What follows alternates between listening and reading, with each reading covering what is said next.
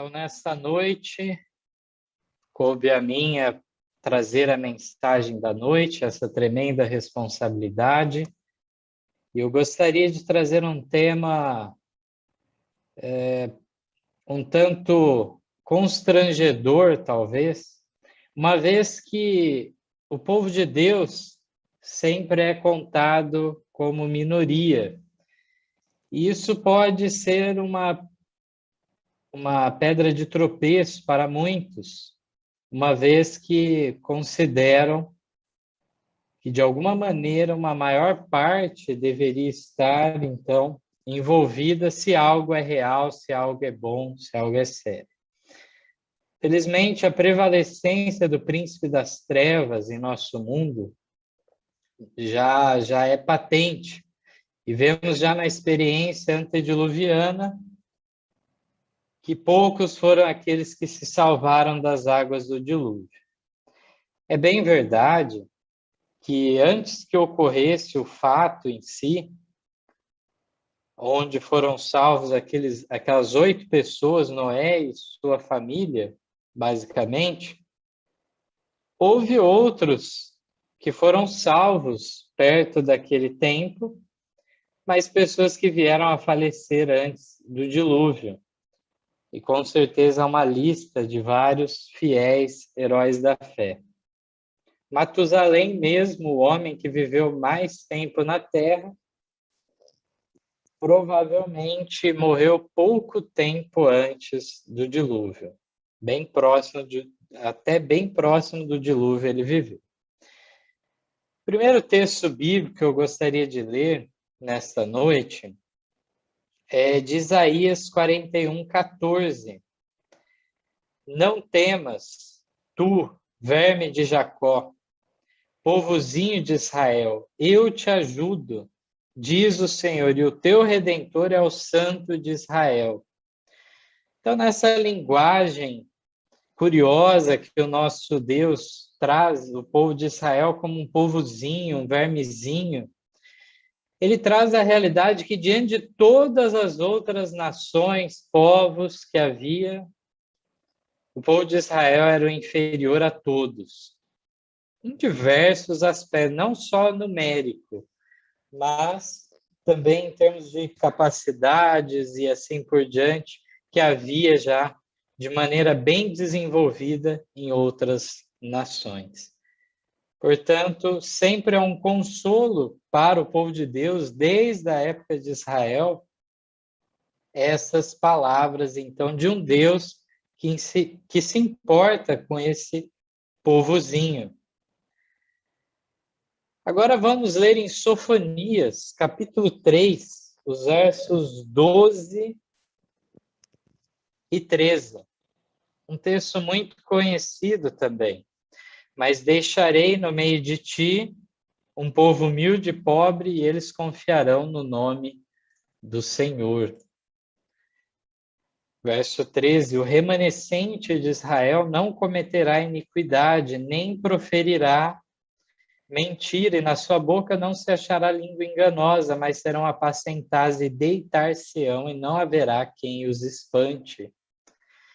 Aqui já mostra uma prevalecência do povo de Deus, povo de Israel, com a apostasia, é apenas um remanescente, sendo fiel, e que serão, então, confortados por Deus, um povo humilde e pobre, que confia no nome do Senhor.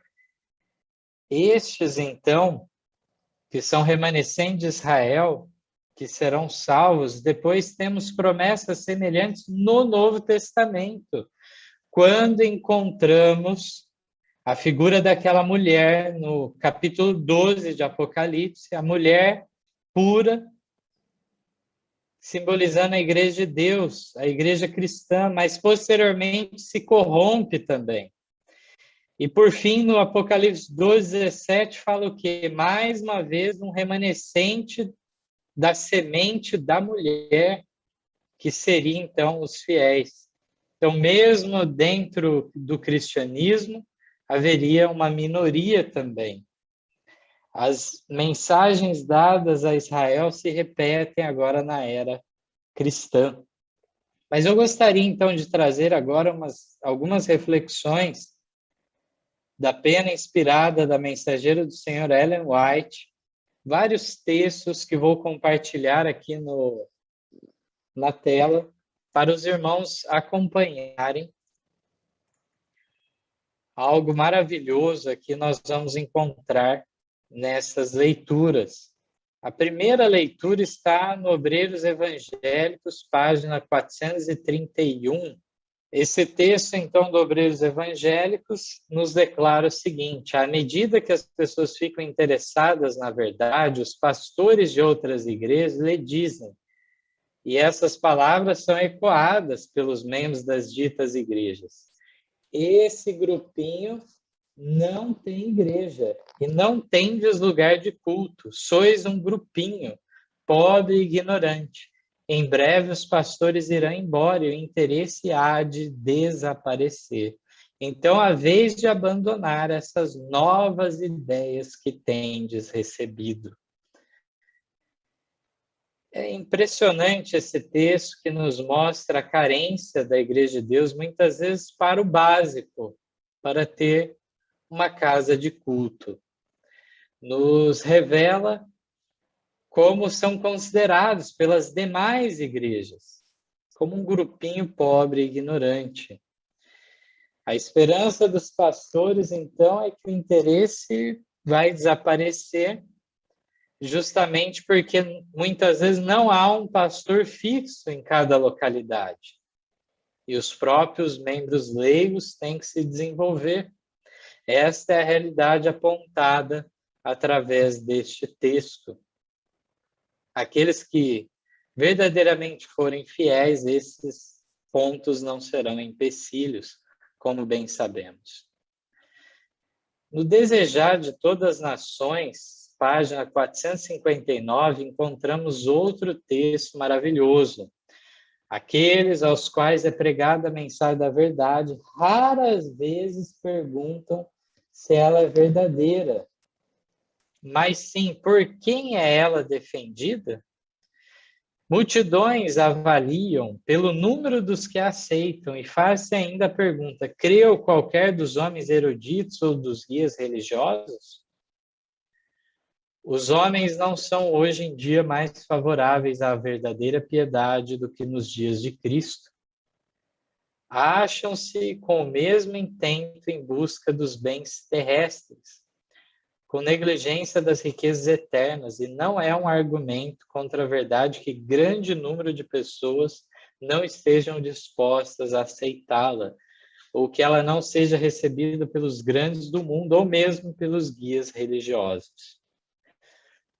Então, nós encontramos, muitas vezes, essa barreira para ser rompida desses pré-julgamentos, desses preconceitos. Quantos que estão na defesa dessa mensagem são eruditos, são grandes homens que estão a favor ou não? Mas aqui fala que, no entanto, não é um argumento. Temos que deixar isso bem claro. Não é um argumento contra a verdade que grande número de pessoas não estejam dispostas a aceitá-la, ou que ela não seja recebida pelos grandes do mundo, ou mesmo pelos guias religiosos. Se não tivermos isso em mente, seremos levados ao engano, achando que a verdade estará em meio à multidão. Não é e nunca será um argumento contra a verdade tal coisa. Próximo texto, Obreiros Evangélicos, página 370. Deus ficaria mais satisfeito com 6 pessoas inteiramente convertidas à verdade do que 60 fazendo profissão de fé, mas não estando de fato convertidas. Sério texto também, mostrando que Deus se importa com a qualidade daqueles que compõem a Igreja de Deus. Não meramente em quantidade, não de acordo com os olhos humanos, mas entendendo, então, a necessidade de pessoas verdadeiramente convertidas. O Testemunhos para a Igreja, volume 6, página 143, nos é relatado: quando o Senhor exige de nós que sejamos distintos e diferentes, como podemos cobiçar popularidade ou imitar os costumes e práticas do mundo? Abaixar as normas a fim de conseguir popularidade e aumento de números e fazer depois desse acréscimo motivo de regozijo mostra grande cegueira. Fossem algarismos prova de êxito e Satanás poderia reclamar a preeminência, pois neste mundo seus seguidores são claramente mais numerosos. Aquele que cobiça, portanto, ou quer imitar os costumes das praias do mundo, está seguindo a sabedoria dos homens e não a de Deus. Achar, então, que resolve a questão é razão de sucesso, o abaixar as normas, então, para conseguir maior número, é uma cegueira tremenda. Satanás, sim, tem a preeminência em termos de quantidade. Portanto, quantas e quantas vezes vemos na história da igreja aqueles que buscaram alguma maneira de flexibilizar as doutrinas bíblicas, as normas divinas, e desta forma, então, conseguiram a entrada de grande número de mundanos convertidos, aparentemente apenas fazendo uma profissão da fé. Texto seríssimo encontramos também no Unpublished Manuscript Testimonies, de 23 de outubro de 1850. Está presente na coleção Spalding Maginn, volume 1, página 10. Uma visão profética de Ellen White declara: vi que as igrejas nominais e os adventistas nominais, como Judas, hão de trair-nos aos católicos, para obterem sua influência contra a verdade. Os santos serão, então, um povo quase desconhecido, de quem os católicos terão pouco conhecimento. Então, mesmo na perseguição final, aqui é dito que o conhecimento que os católicos têm sobre o povo de Deus é basicamente nulo, é muito pouco. E aqui encontramos que é justamente aqueles que conhecem os fiéis, à semelhança de Judas, que traiu a Jesus, estes então nos denunciarão às autoridades. Indo mais adiante, para finalizar, Meditação Cristo Triunfante de 2002, página 317, nos declara o seguinte: os professos cristãos de hoje que rejeitam a luz não serão mais favoráveis àqueles que recebem a luz da verdade e nela se regozijam do que o foram os judeus nos dias de Cristo. Considerarão os crentes como um povo pequeno, fraco, um punhado de fanáticos, e deles falarão zombeteiramente. A dificuldade não é apenas na atual sociedade, mas sempre houve a dificuldade da verdade ser aceita, mesmo pelos professos religiosos. E aqui é dito que no final os fiéis serão considerados como um povo pequeno, fraco, um punhado de fanáticos, e deles falarão zombeteiramente.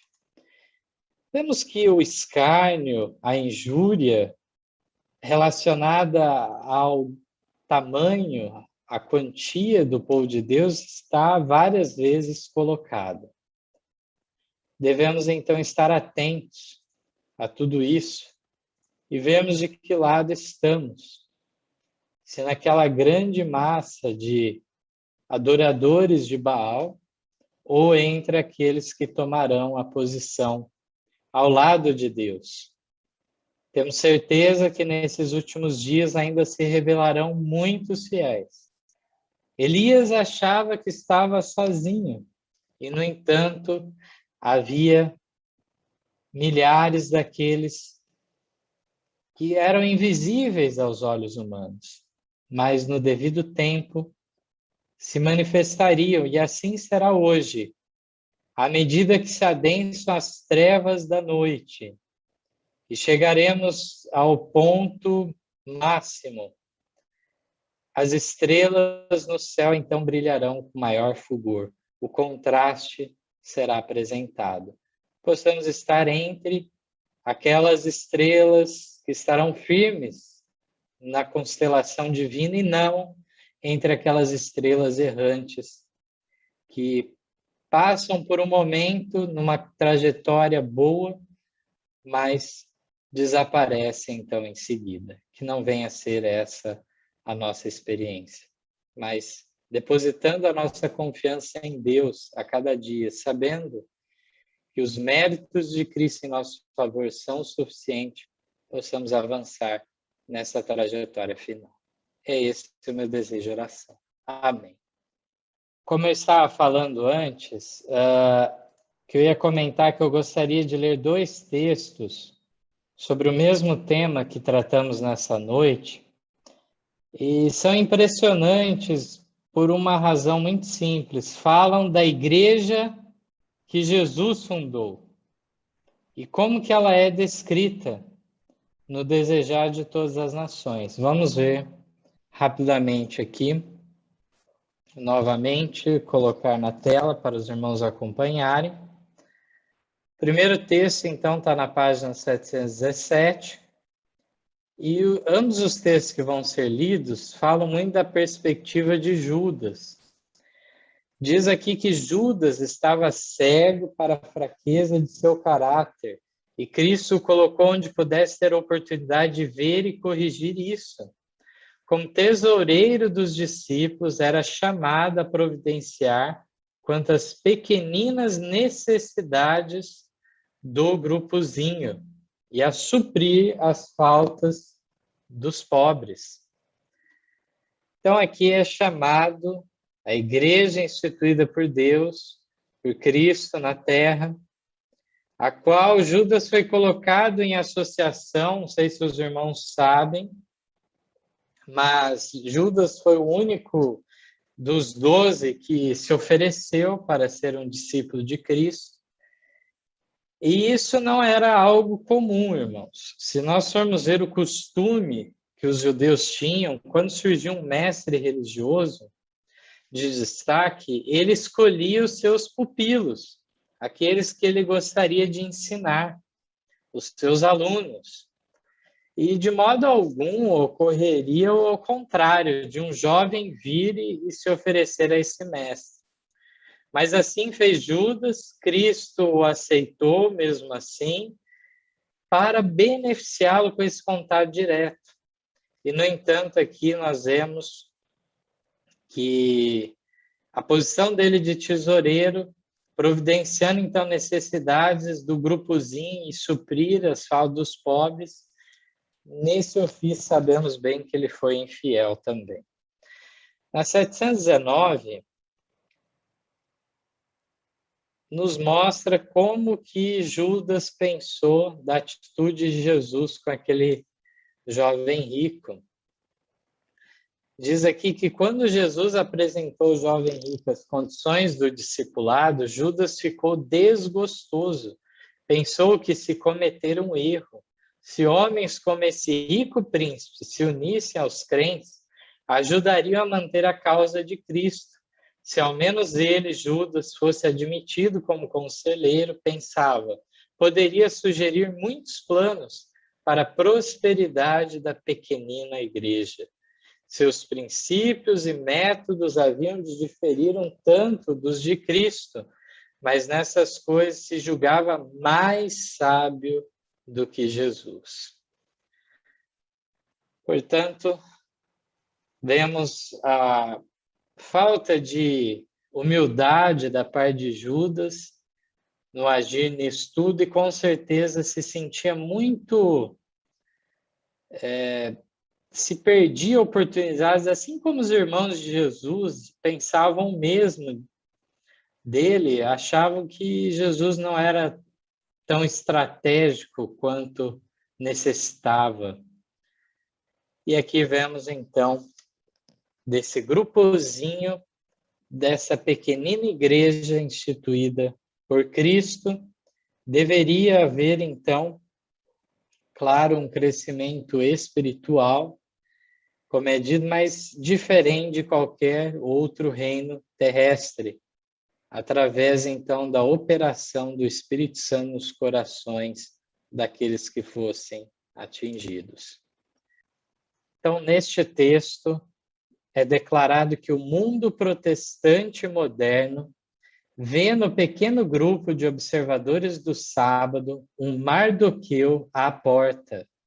Seu caráter e conduta, exprimindo a verdadeira reverência pela lei de Deus, são uma acusação constante para os que renunciaram ao temor do Senhor, colocando a pés seu santo sábado. Os intrusos e inoportunos precisam, de alguma maneira, ser eliminados.